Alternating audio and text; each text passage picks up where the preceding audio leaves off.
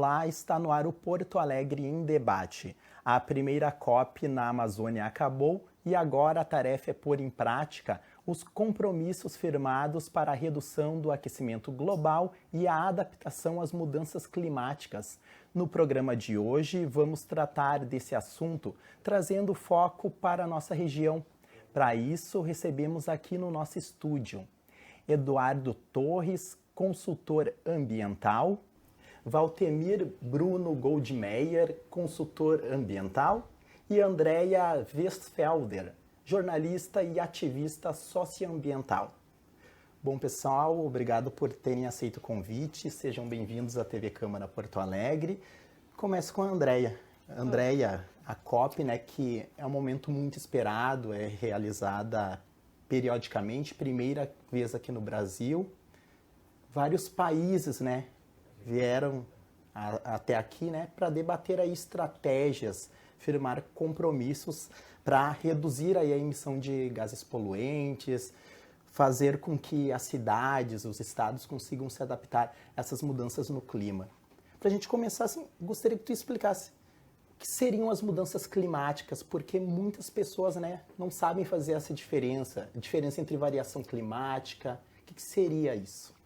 Então, olá Gilberto, obrigada pela oportunidade. Então, essa é a COP no Brasil, né? A COP 30 no Brasil acontecendo.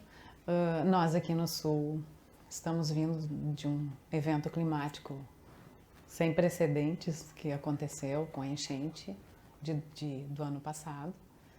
E então a importância da gente, como comunidade, eu falo como comunidade, como cidadã, analisar esse evento que aconteceu a partir da questão das mudanças climáticas e do aquecimento global, o porquê isso chegou até aqui. Eu acho que a questão desculpa, a pergunta que tu me fez foi sobre...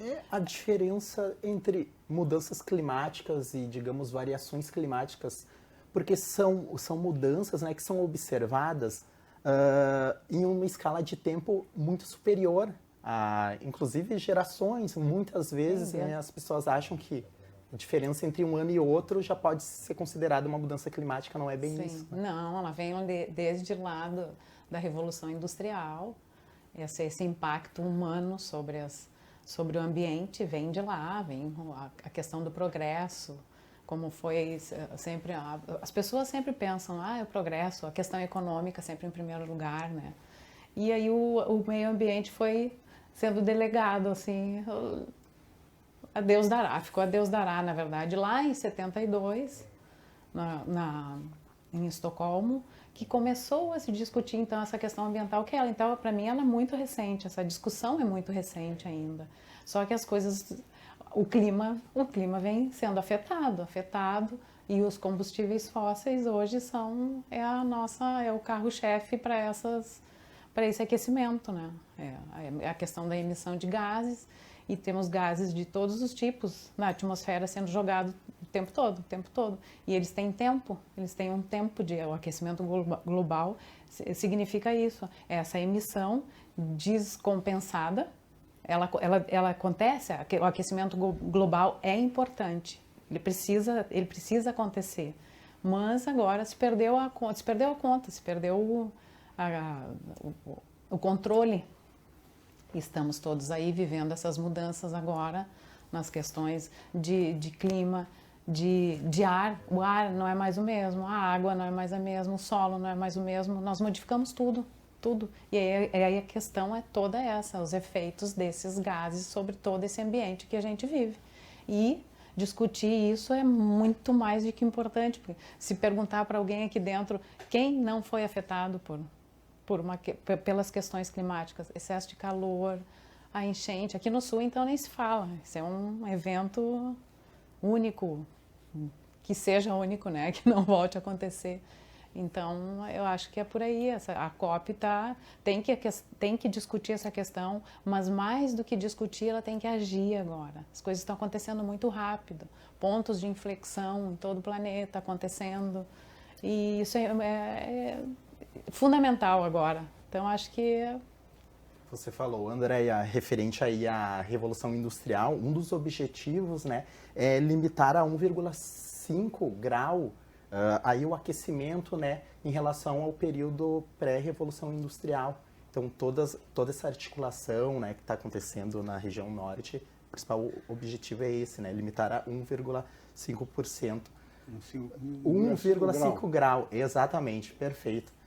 Eduardo, tua visão aí sobre esses trabalhos que estão sendo realizados na COP, a gente vê uma questão bem importante, que é o crédito de carbono. O que seria isso? Tu poderia explicar para nós essa colaboração entre os países mais desenvolvidos, aqueles países mais ricos, em relação a esses países mais pobres, mais vulneráveis? Como é que funciona isso? Porque muitas pessoas não têm esse conhecimento mais aprofundado dessa questão do crédito de carbono. Seria uma forma de mitigar os efeitos desses poluidores maiores por meio de ações em países em desenvolvimento, para que eles preservem, né, enfim, seus ecossistemas, toda a sua biodiversidade, seu meio ambiente. É uma questão bastante controversa, né? Tu mesmo dissesse, mitigar os dos outros, os outros fazendo coisa no lugar do outro, né? Eu não sei se isso é o caminho mais adequado. Essa questão aí é mais ou menos o seguinte, ou seja, o camarada lá tem o seu processo de produção e tem limitações para atender os padrões que está se pretendendo. Então, o que ele faz? Ele vai lá num outro local, um país provavelmente em desenvolvimento, e faz uma troca. Olha aqui, ó, tu diminui aí o que eu não consigo diminuir e eu te dou uma grana aqui para tu poder fazer isso aí. Né? Só que, quando eu comecei a falar em meio ambiente, lá na década de 70, 1977, as minhas palestras eram sobre 3 coisas. Eu falava em efeito estufa, falava em chuva ácida e falava em efeito estufa, chuva ácida, mas não se falava em mudança climática. Né? Tá? E buraco camada de ozônio, esses 3. Buraco camada de ozônio, chuva ácida e efeito estufa. Na época até se falava assim, que o efeito estufa tinha um caráter positivo, porque graças ao efeito estufa que a gente teve vida na Terra, que era um país gelado, etc. e tal. Então, um pouquinho diferente. Então, naquela época lá, eu falava, e até às vezes os caras diziam para mim, eu chamo de Dudu, né? Dudu, ninguém está prestando muita atenção nessa tua palestra aí, o pessoal não está dando muita bola. Entendeu? Agora mudou. Agora, hoje em dia, qual foi a diferença que tem entre aquela época lá, da década de 70 e hoje? Muito dinheiro. Hoje em dia se fala em bilhões de dólares. Tá? Então já está aí, eu acompanho lá, por exemplo, o Conselho Federal de Contabilidade, colocando regras na publicação de relatórios, etc. E tal, porque existe um temor de uma lavagem de dinheiro através desses créditos. Então tem que ser uma coisa técnica muito bem feita e com muita credibilidade, entende? Porque são coisas difíceis de medir, entende? Pega uma floresta, né? Como é que mede a floresta? 10%, 15%, e uma floresta grande. Isso é muito dinheiro, isso é bilhão de dólares, entende? Então daí a gente fica vendo aí, né? Quando tem esse dinheiro sobrando. Então, e agora, o que eu estou sentindo? O que eu estou sentindo? O que eu vejo? Que existe uma discussão entre quanto que os caras que têm dinheiro vão dar para os que não têm dinheiro. Né? Eles resistem nesse assunto. Né? Se a gente for ver a COP aí, a gente tem o seguinte, os maiores não apareceram na reunião de líderes, né? Rússia não foi, China não foi, Índia não foi, entende? Pô, são os maiores poluidores, não compareceram. Não está dizendo que as equipes não foram, mas os líderes não foram. Importante a gente destacar, Eduardo, que os Estados Unidos, o segundo maior poluidor do planeta, nem apareceu. Também, a mesma coisa. Esse também, né? Esse também aqueceu, já sabia que não ia vir. Então, por exemplo, esses aí, os maiores não foram. Não, mas a equipe foi. Não, a equipe é uma coisa que vai. Esse tipo de coisa tem que ser o mandão lá, o mandão tem que estar comprometido. Quem sabe, todo mundo sabe se o chefão está comprometido, a coisa anda mais fácil, né? Então eu fico vendo isso me faz me preocupar muito, Tá? Mas é um mecanismo. E já em alguns lugares o pessoal já não está aceitando, viu? Está exigindo que o camarada faça a redução mesmo, entende? Não está aceitando essa compensação. Tá? E tu falaste nessa questão aí dos líderes, né? Realmente as pessoas que têm aquele poder de decisão, de ordem, estarem presentes. Valtemir, antes de iniciar o programa, a gente estava conversando sobre essa questão de muitos verem a questão do meio ambiente, a preservação, como inimiga aí do desenvolvimento econômico. E não são ramos, são áreas, uma aliada da outra. Em relação a essa questão aí das lideranças, das pessoas aí que têm esse poder de decisão, como é que tu vê a presença desses líderes aqui no Brasil? Como o Eduardo falou, né, muitos países estão deixando a desejar, né, nessa questão aí da consciência ambiental. Como é que tu vê tuas perspectivas sobre esse assunto?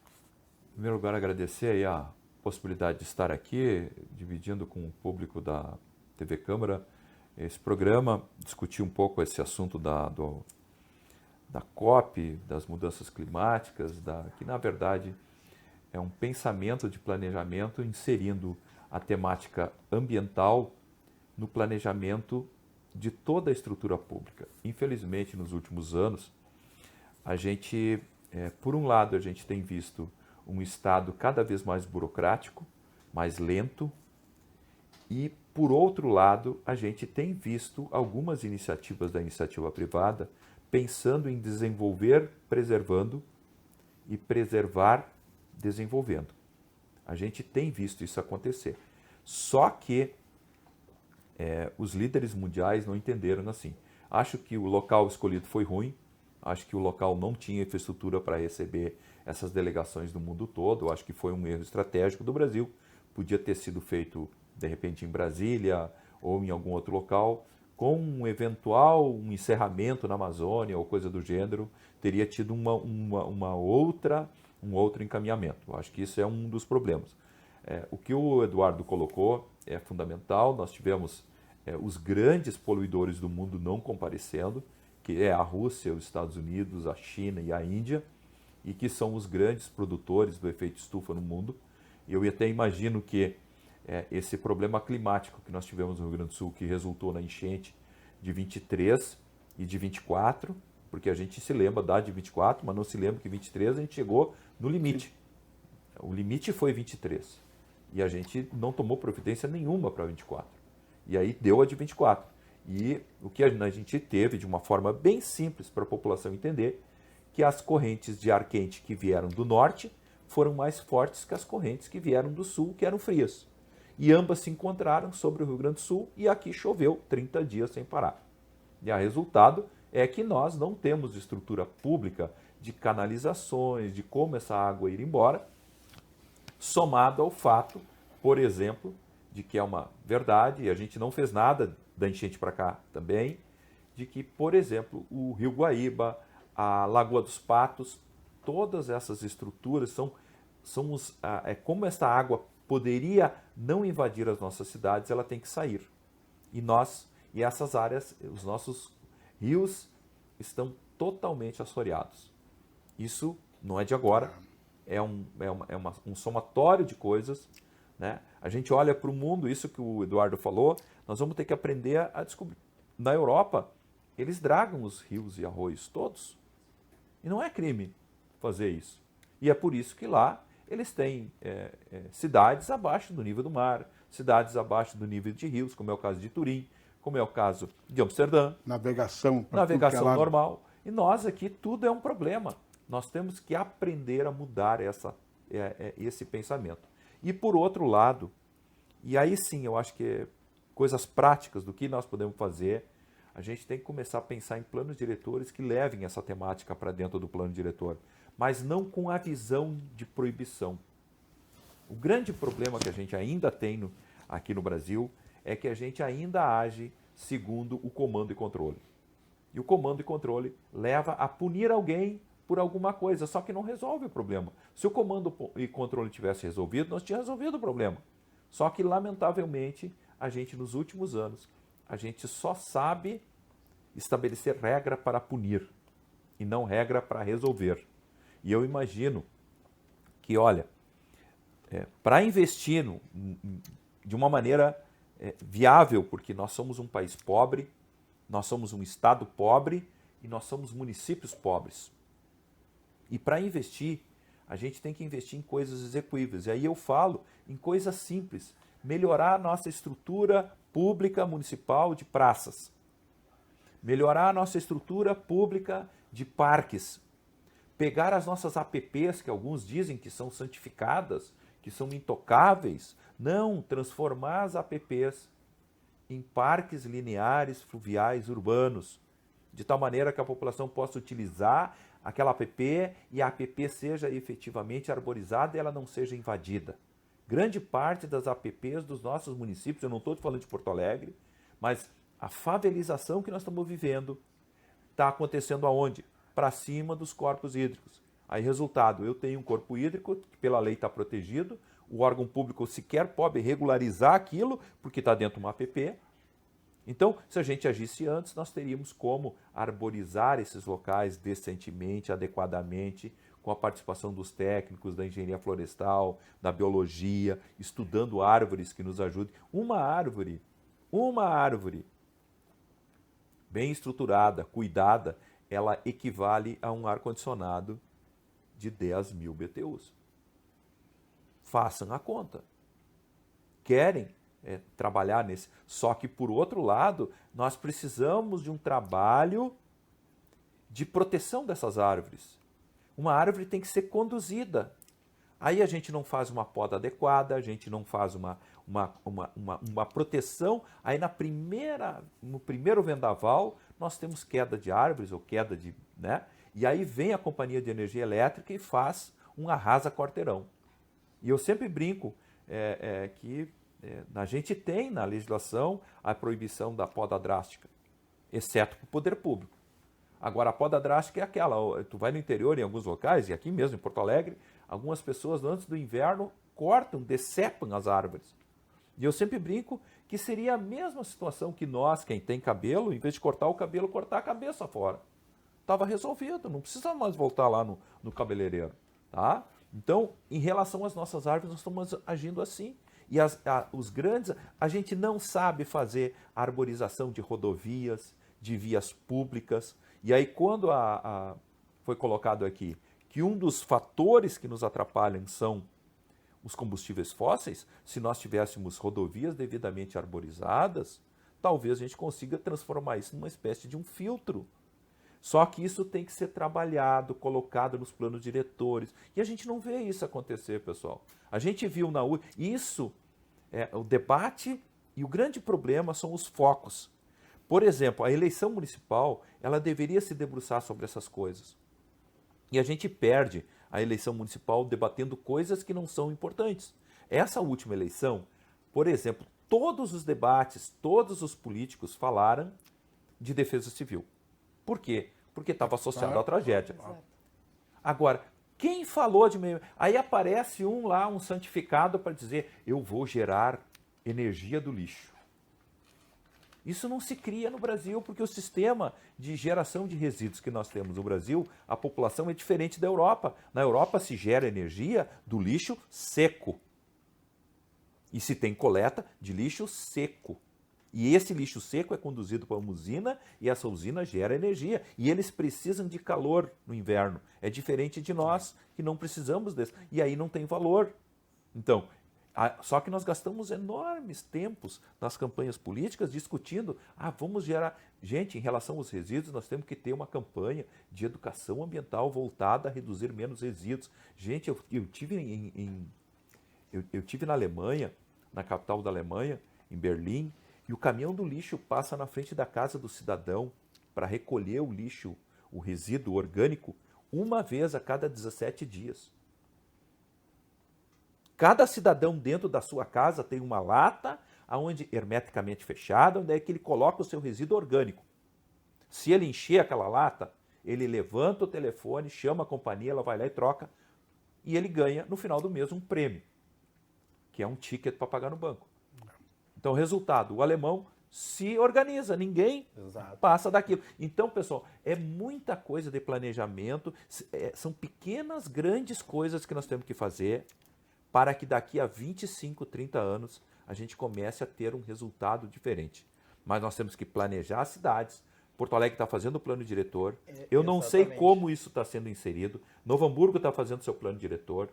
Muito pouca coisa está inserida nisso. A gente insere só capítulos para proibir alguma coisa, e não capítulos para criar. O que está discutindo é a altura de prédio. Essa discussão do plano diretor, importante tu trazer aqui para debate, está em tramitação aqui na Câmara. O projeto, inclusive, recebeu mais de 500 emendas. Vai ser uma tarefa complicada, né? Eles pretendem analisar em plenário antes de terminar o ano, mas se forem ser discutidas as 518 emendas, acredito que não consigam concluir antes de terminar 2025. Andréia, o plano diretor, né, que é o plano de desenvolvimento urbano e ambiental de uma cidade, como o Altamiro estava falando aí, ele é essencial, né, para realmente trazer essas diretrizes. As entidades ambientais terão muitas críticas à proposta da Prefeitura aqui de Porto Alegre para essa revisão do plano diretor. Tu está participando desse debate? Como é que tu vê essa questão? Porque realmente um dos objetivos é, digamos, entre aspas, facilitar o desenvolvimento, né, essa questão econômica, mas uma das críticas é que a questão ambiental fica em segundo plano. Eu não estou acompanhando esse debate, mas eu tenho o meu ponto de vista é de que o problema dos planos diretores são esses, são antigos, agora estão sendo revisados, já existiam, estão sendo revisados, mas a questão ambiental ainda ela tá ficando para trás. Acho que sim, acho que eu concordo com os ambientalistas, sim, tem que haver essa pressão, porque senão não acontece. E são coisas pequenas, mudanças pequenas que têm que ser feitas, sim. A gente vê as pessoas voltadas só à questão econômica, e eu acho que não é por aí. A questão econômica é o que está nos levando a todas essas consequências, assim, enfim, que nós todos sentimos aqui. Inclusive, antes de iniciar a gravação, a André estava comentando sobre um projeto do qual tu fizeste parte, que foi o da RS, né, 448. Da BR 448. Isso, exatamente. Que foi um desafio, mas conforme tu explicou pra gente ali, do ponto de vista ambiental, saiu de forma perfeita. Saiu de forma perfeita. Houve vários cases. Foram gerados vários cases, inclusive depois que terminou o projeto. E houve uma integração ali de cuidados na questão ambiental, que foi ali que eu também aprendi muita coisa. Eram 22 programas socioambientais, houve também reassentamento numa comunidade, 599 famílias, cerca de 2.500 pessoas. Foram todas reassentadas, inclusive elas estavam adentrando o Parque Delta do Jacuí já, irregular, estavam numa área irregular, gato, energia de gato, água também. Então, foi uma ação coordenada entre governo federal, governo estadual. O governo estadual não houve muito, assim, ela era fiscalizadora, a FEPAM, né? Mas houve uma integração muito boa com o município e o governo federal. Então a coisa funcionou, sabe? Andou, girou, foi no governo Dilma e isso fez, olha, foi um trabalho incrível. As construtoras, junto com as construtoras, ali tu aprende que o peão de obra, ele tem esse cuidado. São peões de empresas grandes que elas já passaram pela Colômbia, foram para outros países e têm experiências na questão ambiental que tu acha que a pessoa, porque ela é humilde, ela não tem esse conhecimento, mas eles têm de cuidado ambiental, de parar, não entrar numa área, não abrir a área, porque tem um ninho de quero-quero, tem que ser respeitado. Então essas questões que eu acho que num plano diretor, elas são atropeladas, assim. Na questão de parques aqui, Porto Alegre falta muito. Árvore, então, nem se fala. Aqui em Porto Alegre tem muita árvore, mas tem árvores que nós não estão sendo cuidadas. Árvores antigas, velhas, precisam ser replantadas, trocadas, enfim, isso eu não vejo isso acontecer. Gostaria de... Sim, isso eu quero falar um pouquinho aí, aproveitar um gancho que o Valtemir falou aí da Alemanha, né? Quando surgiu a Lei 12.305, que estabeleceu o Sistema de Gerenciamento de Resíduos Sólidos do Brasil, eu participei de um debate. O debate estava a FEPAM, estava eu, mais um outro lá. E daí eu fui enfático, tá? Porque lá falava que em 2014 era o prazo para acabar os lixões, entende? E eu falei, não acredito. Como não acredito? Está na lei, coisa assim. Bom, tem que parar de achar que se está na lei vai ser cumprido, primeiro. Tá? Segundo, aí fala com a participação da comunidade. Quem vai capacitar essa comunidade? Tá? Nós estamos aqui, foi 2010, nós estamos em 2025. Vocês por acaso viram algum treinamento, capacitação, educação de processo do lixo? Não. Né? E tu falaste da Alemanha, né? No Japão, os caras têm bairros lá, os caras chegam a fazer folheto em português, cara, explicando para o brasileiro que está lá como é que vai proceder, quando é que vai passar. Às vezes passam uma vez por mês para recolher. E olha, o Japão, os caras são uns apartamentos pequenininhos, não é como casa que nós temos aqui, entende? Então a gente tem que fazer essa capacitação. Árvores também, né, gente? A gente tem que plantar árvore, né? Não pode achar que elas vão nascer tudo, né? Não. E eu moro num bairro, tá, que hoje em dia tem um problema, tem uma briga a respeito da floresta do Sabará. É uma floresta já implantada, está lá, está sendo derrubada por causa do empreendimento imobiliário. Já o Conselho Regional de Biologia já mostrou que os estudos não foram adequados, né? O Ministério Público também não foi, que foi no estudo foi considerado que era uma floresta primária e não era muito mais ampliado. Então a gente fica assim, daí está assim, bom, vai parar um pouquinho. Não, vai ser derrubado, o cara vai fazer uma compensação. Ele derrubou um monte de árvores já antigas, vai fazer uma compensação, plantar umas mudas não sei aonde, entende? E aqui, o nosso ar-condicionado do bairro, entende? O ar-condicionado do bairro, entende? Não, mas a floresta, a árvore que já está, não faz muita fotossíntese, não colabora. Não, para um pouquinho. Não colabora numa coisa, mas questão do clima, do resfriamento, do controle, isso aí ela é fundamental, entende? Então essas coisas a gente não tem discussão, não tem, entende? E a lei está lá, a lei diz isso, pode derrubar aí e vai plantar umas mudas, não sei aonde. Inclusive, essa questão aí da floresta do Sabará e do Aibo foi abordada na Comissão de Urbanismo há um tempo atrás. Realmente eles trouxeram essa preocupação dos empreendimentos ali estarem destruindo aquele ecossistema. Pedir licença para vocês, porque agora a gente vai fazer uma rápida pausa, mas dentro de instantes a gente retorna com mais Porto Alegre em Debate, falando sobre a COP30 e as questões ambientais, trazendo para a realidade aqui do Rio Grande do Sul, de Porto Alegre. Até já.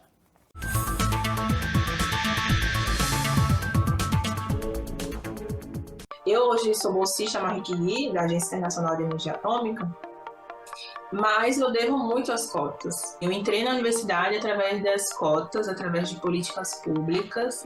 Eu sou a primeira pessoa a entrar na universidade da minha família. Em seguida é a minha irmã, né? Eu entro em 2013 e a minha irmã entra em 2017. Eu sou da física e a minha irmã é da área de sistema da informação. E aí as pessoas ficam sempre me perguntando, poxa, como assim? São áreas muito dominantes por homens e por homens brancos, né? Nós somos mulheres negras, então é um momento também que a universidade ela começa a virar as cadeiras para a periferia, né? O sistema de cotas, ela faz isso, ela coloca essa possibilidade.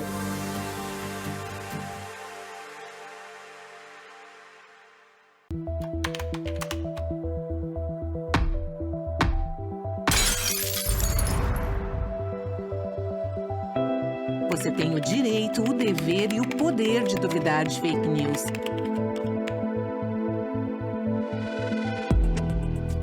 E na dúvida, não compartilhe. Procure se informar com o jornalismo profissional que trabalha pela verdade. Realização ARI, Associação Rio-Grandense de Imprensa. Defensoria informa. Você sabia que pessoas idosas têm preferência em diversos serviços prestados para a população? O atendimento prioritário é um direito das pessoas com mais de 60 anos. Além das filas em estabelecimentos comerciais, isso também envolve tramitação de processos administrativos e judiciais. As pessoas idosas com 80 anos ou mais têm preferência no atendimento em relação aos demais idosos. Para mais informações, acesse defensoria.rs.def.br. Você sabia que a Procuradoria Especial da Mulher da Assembleia Legislativa tem um canal para denúncias de violência contra as mulheres? Se você está precisando de ajuda, contate o telefone 51 3210 1638. A Procuradoria está à disposição 24 horas, todos os dias, para orientar sobre os direitos e a proteção das mulheres. Assembleia Legislativa.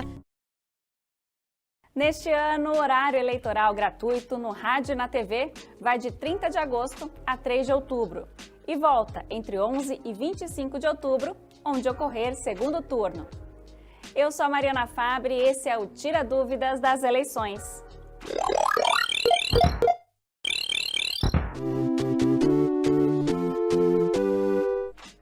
O horário eleitoral gratuito é um tempo concedido aos partidos políticos para a transmissão de mensagens de campanha. Entre 5 da manhã e meia-noite, as emissoras precisam reservar 70 minutos por dia para a propaganda eleitoral gratuita. Ficou com alguma dúvida? É só perguntar para a ouvidoria ou aqui nas redes do TSE. Valeu pela companhia e até a próxima!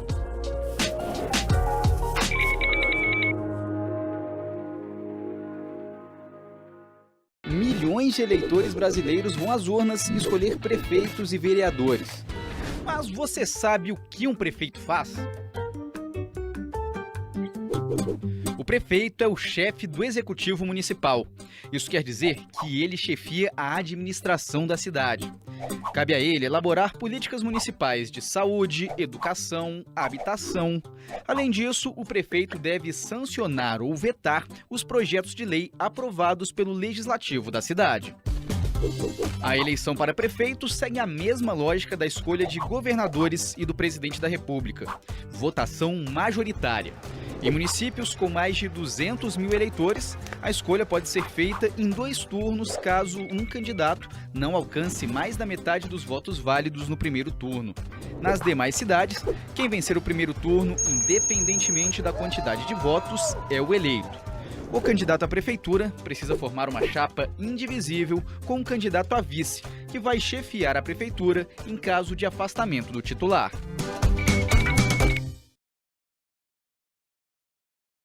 Defensoria informa. Você sabia que é direito da pessoa com deficiência visual ingressar e permanecer em ambientes de uso coletivo acompanhada de cão-guia?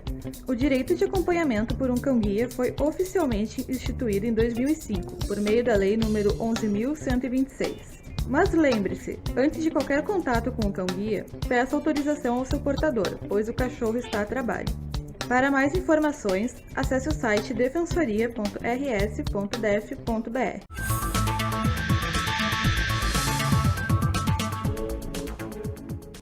Estamos de volta com o Porto Alegre em Debate, falando sobre questões ambientais, sobre a COP30 e os desafios climáticos para o estado do Rio Grande do Sul e também a cidade de Porto Alegre.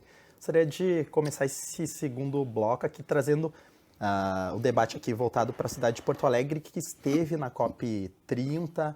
A prefeitura apresentou o case aqui da capital, falou sobre essa questão da resiliência climática em relação à enchente do ano passado. Começar esse bloco com o Walter. Walter, anteriormente tu comentou sobre essa questão, né, do homem, da população invadir o ambiente natural ali de forma desordenada. Porto Alegre, assim como outras cidades da região, uma grande parte foi construída, né, em planícies de inundação, áreas que naturalmente se alagam. Faltou estrutura, né, faltou uma estrutura e era aquilo que a gente estava comentando anteriormente. Município, Estado, União, eles não conseguem se entender.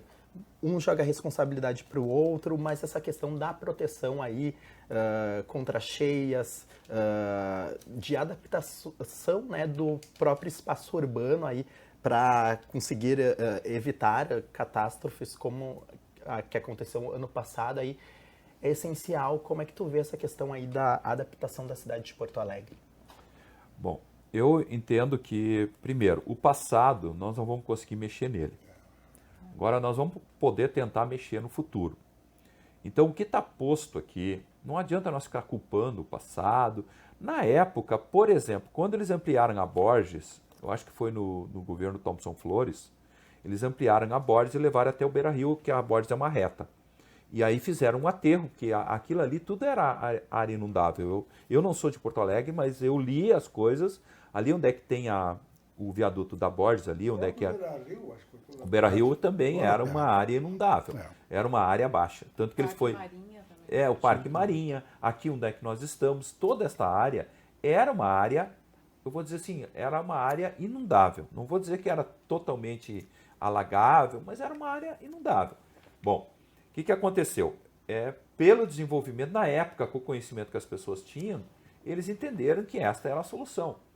Por sinal, onde é que o Grêmio está também, era uma área... Sim, por sinal, é uma área de vai ter destino um de lixo. Colorado assistindo aí. Não, mas colocava lixo lá. O lixo, exatamente, lá era um lixão, né? Lixão. E na época, abre um parênteses, na época a técnica que se tinha era essa, pegava o lixo, colocava nas áreas baixas, colocava a terra em cima, deixava aquilo decantar, compactar naturalmente e depois usava as áreas. Era essa técnica normal. O que eu tenho de certeza que nós temos que pensar é como é que nós vamos planejar as coisas daqui para frente. Eu acho que a verticalização que a gente está pensando aí nas edificações, ela não é de toda ruim. Por quê? Desde que haja uma compensação ambiental para isso. Eu acho que os erros que nós estamos cometendo é no tipo de arquitetura que nós estamos usando, a arquitetura cheia de vidro, a arquitetura que aquece. Se vocês pararem para pensar, essas arquiteturas, nós temos que pensar o que é uma arquitetura que não aquece. Não se sabe. Cá entre nós, a gente não sabe entender isso até hoje. E o que eu vejo nos últimos anos são prédios lindos, muito bem pensados pelos arquitetos, pelos urbanistas, mas são pensados para gerar aquecimento. E daí, para desaquecer o ambiente, eu vou ter que ter uma mecanização. São modelos para a Europa. Exatamente, para os Estados Unidos, copiado de lá. Bom, fora isso, nós também, além do problema, a verticalização, se ela existir e o espaço no entorno deste empreendimento puder ser arborizado, pensado ambientalmente, nós vamos ter um ganho. Agora, se isso não for pensado, vai ser um problema. Os loteamentos que a gente tem a fazer daqui para frente, ou os condomínios fechados, que uma coisa que todo mundo pratica é que quando se abre um loteamento novo, se faz uma coisa chamada supressão vegetal de corte raso. Tudo que tiver lá se corta e daí se começa um empreendimento novo. E aí se plantam, claro, eventualmente tem as compensações, mas aí você vê por que eu não posso deixar essas árvores que existem ali e depois o cidadão que comprar aquele lote, aquele terreno, então ele suprime exatamente o que ele precisa para fazer. E quem fizer o projeto da sua casa, se num determinado local daquele terreno tem 10 árvores bonitas ou 5 árvores bonitas, por que ele não empurra o projeto para o lado de tal maneira a preservar isso?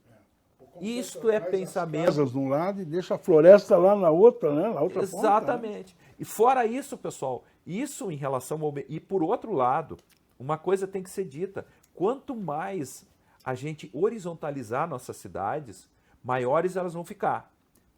Ficando maiores, maior é o custo de manutenção dessa cidade. E mais combustível fóssil vou precisar para fazer essa manutenção.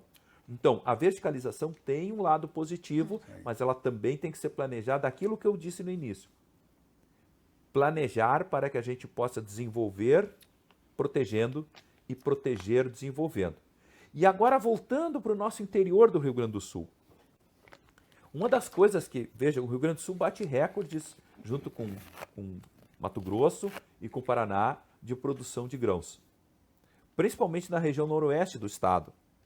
Só que, veja, a temperatura do solo no verão está se aproximando de 43 graus. O que os pessoal da engenharia agronômica está orientando os agricultores? Vamos fazer a cobertura vegetal imediata do solo. O solo não fica mais solo descoberto. Por quê? Porque se a temperatura do solo chegar a 43 graus, ele desertifica. Então, a utilização para a produção de grãos começa a piorar e quanto mais água tu botar lá, é como se aquilo fosse uma água que entrasse no solo e meio que desse uma fervida. Então, pessoal, nós estamos chegando e para isso tem uma coisa chamada certificação de propriedades rurais que fazem esse tipo de coisa. Hoje, isso, olhando para a COP, olhando para esse dinheiro que a gente diz que teria que ter, para esse tipo de coisa teria que ter recurso internacional que o Brasil pudesse utilizar e que a gente pudesse... E o grande problema é que esse recurso, se ele chega no governo federal, a gente não tem mecanismos para ele chegar no município. Nós temos um exemplo bem claro agora que foi a enchente. O governo federal repassou para o Rio Grande do Sul em torno de 15 bilhões de reais. O dinheiro não está conseguindo chegar na ponta lá para os municípios fazerem ações. É óbvio que o dinheiro para ser gasto tem que ser feito licitação, tem que ser feito um projeto, mas o problema maior é não fazer nada. O dinheiro fica parado num banco e a gente não conseguir botar a mão dele. Eu me lembro da Copesul, quantos anos ficou o dinheiro da Copesul parado lá, que tinha uma parte do dinheiro da Copesul que foi empenhado para fazer uma ponte rodoferroviária sobre o rio Jacuí. Nunca foi feita a ponte até hoje, que era para desafogar o trânsito que vinha ali, quem vinha de Lajeado, Montenegro, Caxias do Sul, passaria por dentro da Copesul e teria uma ponte saindo aqui em Guaíba, não precisaria usar a ponte nova. Até o traçado do polo foi feito em função disso. Alinhado com essa estrada. Com essa estrada. E esse dinheiro, na época que o polo foi concebido, em 1976, o governo Ernesto Geisel, foi feito um depósito. Foi feito um depósito para isso. E nós não conseguimos. E veja, e são coisas que a gente não sabe fazer. Quando a gente faz uma ponte, a gente não pensa nos outros, no ciclista, a gente não pensa no ferroviário. Então, são coisas que, já que tu vai fazer uma estrutura daquela, gasta 25%, 28%, 35% a mais e faz uma ponte rodoferroviária com ciclista, com um local para pedestre. O que Porto Alegre, o grande ganho de Porto Alegre teve nos últimos anos foram as ruas sem trânsito. Pensando nesse aquecimento global, o maior ganho que Porto Alegre teve nos últimos anos foi, isso até teve um estudo que a Prefeitura de Porto Alegre, através do Conselho Municipal, pagou. Teve algumas ruas de Porto Alegre que foi feito esse estudo e o ganho ambiental de uma rua sem trânsito é enorme. E aí eu pergunto, não dá para deixar a cidade sem trânsito? Tá, beleza. Mas então por que a gente não consegue fazer umas ruas de lazer? Inúmeras pessoas vêm aqui na beira, na orla, no sábado e domingo, porque tem uma pista ali que é bloqueada. E aí eu pergunto quantos bairros de Porto Alegre a gente não poderia fazer esse tipo de coisa e a gente pensar no global. Nós temos 500 municípios do Rio Grande do Sul fazendo isso. Vamos pensar nós temos 20 municípios com mais de 50 mil habitantes. Se nós fizermos isso em 20 municípios, nós teríamos abrangendo 70%, 60% da população do estado. Então, são coisas assim, e aquilo que eu digo desde o grande problema é a gente conseguir pensar as coisas. Dinheiro, todo mundo fica preocupado, não tem dinheiro. Dinheiro não é problema. Dinheiro é problema quando a gente não tem planejamento. Quando a gente tiver um projeto, pessoal, alguém vai financiar.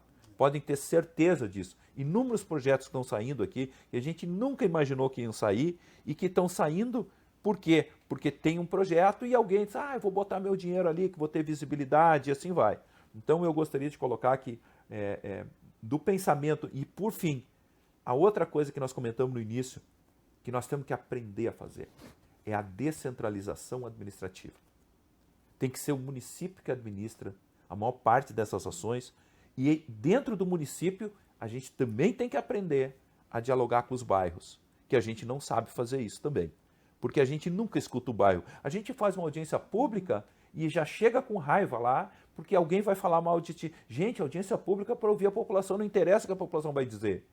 E quantas audiências, e não é audiência pública porque tem uma lei que tem que ser aprovada. Gente, audiência pública anual, vem cá no bairro aqui, o que está ruim aqui? O que nós podemos melhorar? E isso nós não fizemos. E Porto Alegre até tem essa experiência com maior vagar. Eu acho que Porto Alegre é um exemplo disso. Agora, os outros municípios do Rio Grande do Sul, quem faz isso? De ouvir a população sobre isso. Então, e por fim, né, a necessidade da educação ambiental e educação de cidadania. Que uma coisa é a educação ambiental e outra coisa é a educação de cidadania. O que leva um cidadão a sair de casa com um sofá dentro do carro dele para tirar num arroio? O que leva um cidadão a fazer isso? Então, assim, ó, a gente vê isso, se vocês olharem com um pouquinho de cuidado, em tudo que é curso hídrico, tem uma garrafa PET boiando. Infelizmente. Eduardo, uma das metas é até 2050 conseguir zerar aí a emissão de CO2, né, na atmosfera. Uma meta audaciosa, visto a situação aí que, estando aí o Brasil, né, se encontra, é uma meta muito distante, né, de ser alcançada. Tu acha aí de traçar metas ambiciosas, mas sem fazer sem trazer mecanismos, né, efetividade para essas ações? Bom, Gilberto, é o seguinte, eu te diria o seguinte, o Valdemir já falou um troço, né? Conversar, as pessoas não conversam, não discutem, entende? Então eu anotei algumas coisinhas aqui, por exemplo, para falar, tá? O Paul McCartney, nessa COP30 aí, ele explodiu um dia lá e achou que é um absurdo que tivessem servindo carne nas refeições. Segundo ele, tem que ser só vegetariano. Ele diz, servir carne nesse evento é a mesma coisa que distribuir cigarro no local onde os camaradas estão. Então, nós temos aqui que decidir isso aí. Vamos cortar a carne ou não? É a nossa tradição, nosso costume, entende? Então, se a gente não for, vamos ter que melhorar o nosso sistema de produção, vamos ter que compensar alguma coisa. Qual é o que tu acha que, para essa questão climática, qual é a energia térmica mais limpa que tem? Alguns dizem a eólica, solar... Térmica. Essas aí não são firmes. Firme, se você quer garantir... Porque veja bem, a eólica e a solar, elas são energias que não são, que a gente diz assim, até a Dilma dizia, não garante ponta. Então, ou seja, se tu precisar mais, tu não tem como aumentar, não tem, né?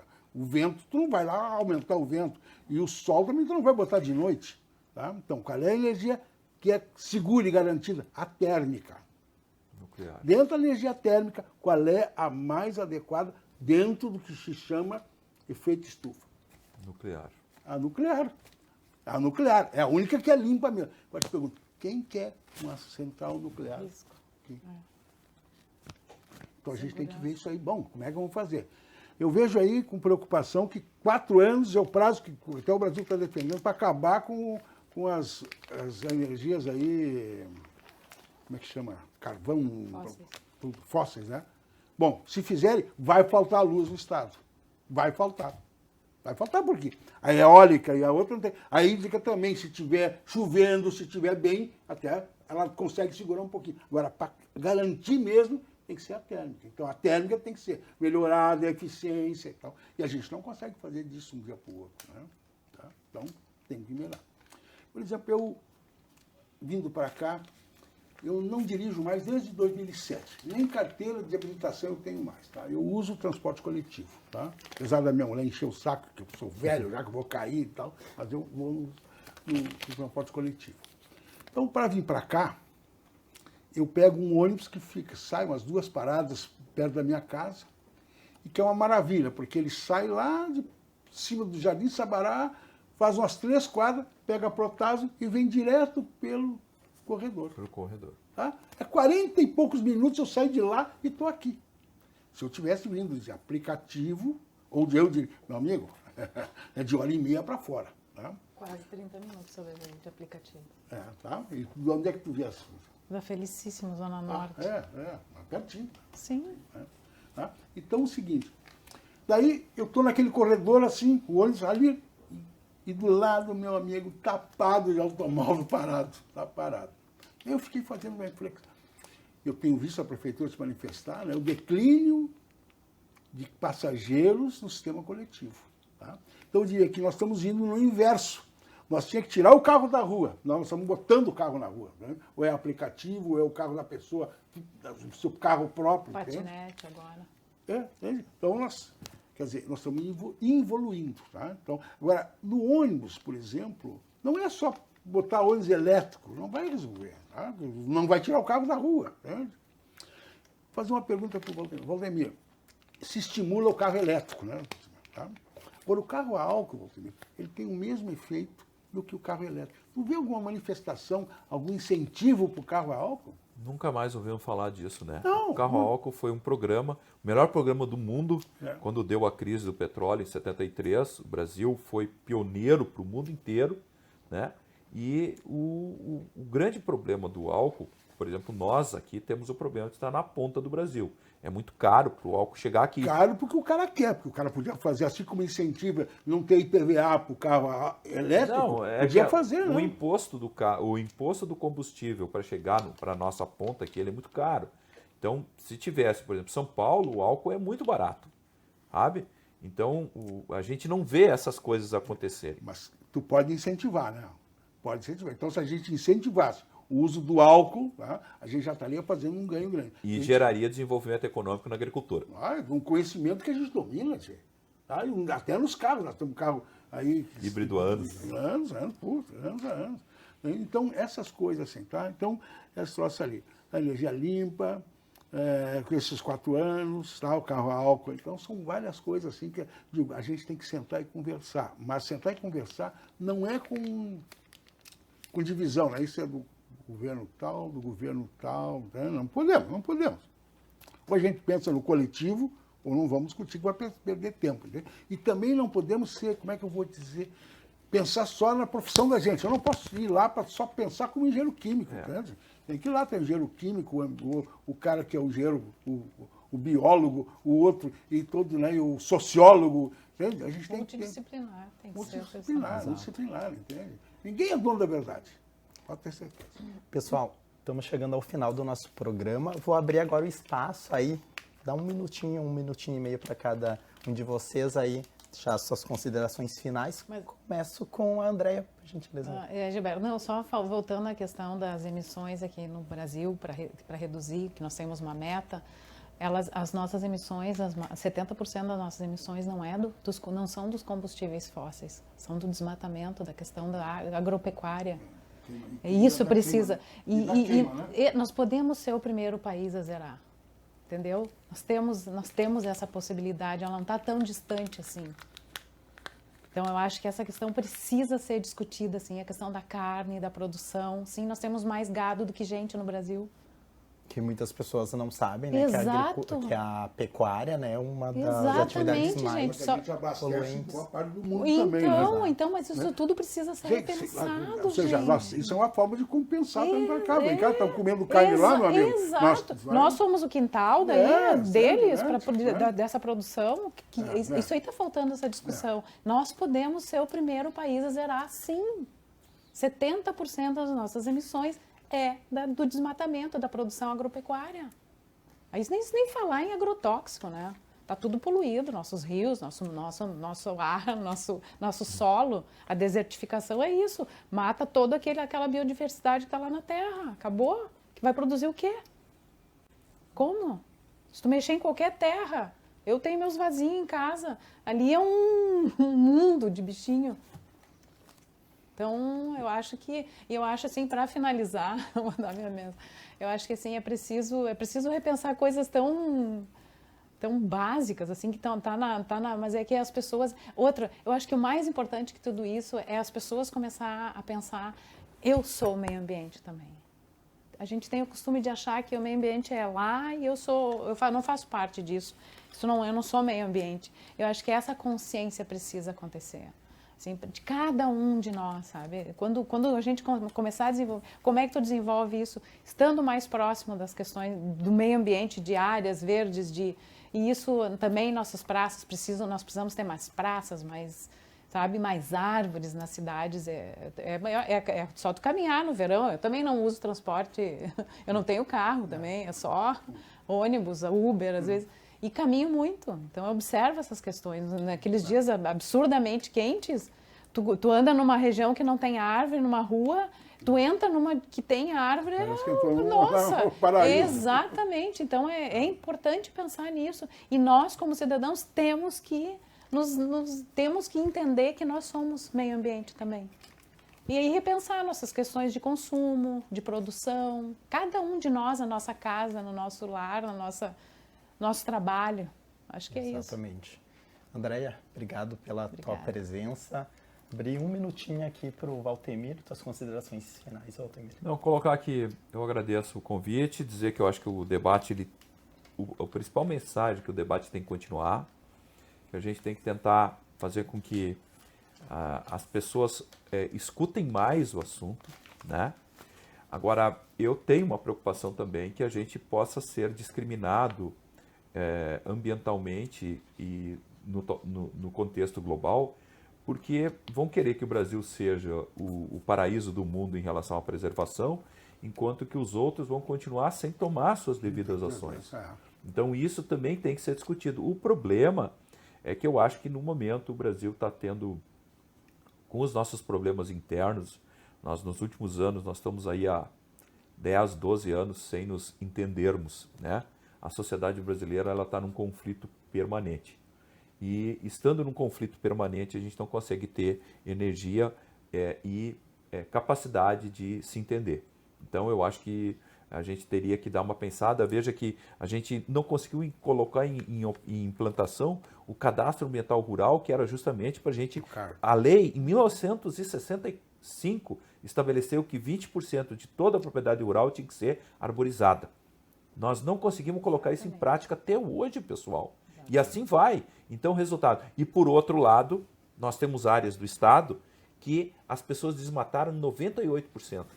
E elas estão comprando os 20% num outro município que agora vai virar um município reserva legal. E ele não vai se desenvolver e o retorno de ICM e de dinheiro para aquela população vai depender da produção que não vai existir. Então, veja, isso nós estamos caminhando para uma coisa chamada também de discriminação ambiental. Então, a minha preocupação é muito grande, tem que conversar. Perfeito. Obrigado, Valteir, pela tua participação. Eduardo, um minuto para esse Bom, quero agradecer também aí o convite, acho muito importante a gente discutir. Bom, eu vou falar um pontinho aqui que eu acho que seria o recado que eu vou dar. Eu faço parte de um instituto chamado Instituto Venturi para Assuntos Ambientais, tá?